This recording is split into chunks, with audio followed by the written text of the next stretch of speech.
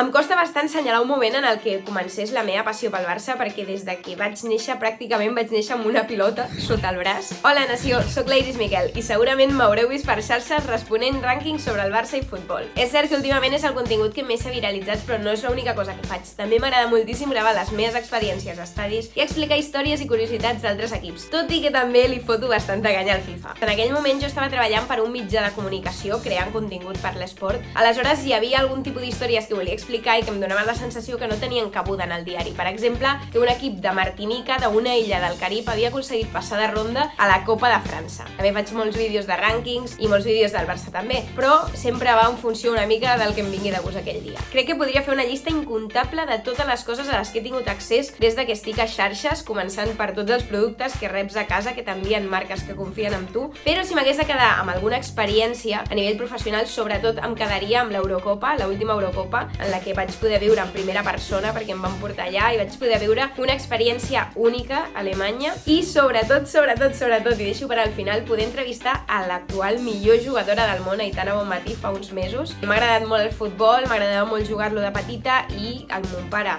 és un gran aficionat del Barça i per tant jo l'imitava a ell. Recordo sobretot el Barça de Rijkaard, de Ronaldinho, de Deco. Em sento superafortunada d'haver crescut sent aficionada d'aquest equip perquè al final he pogut veure una mica el recorregut de totes les etapes per les que ha passat el club, des del principi de Rijkaard, on les coses no acaben de funcionar, en la que es guanya la segona Champions, el 2006, l'època de Guardiola. La meva adolescència, sobretot, va ser el Barça de Pep, així que crec que va ser una adolescència a nivell futbolístic immillorable. Segurament el Barça de Pep és un dels millors records que tinc jo i que té qualsevol persona. Recordo el 2009, l'any del sextet, el gol de la Champions que marca Messi amb el cap, com un moment superespecial, però també em quedaria amb el 5-0 que li va fotre el Barça al Madrid. Aquell partit el vaig disfrutar moltíssim.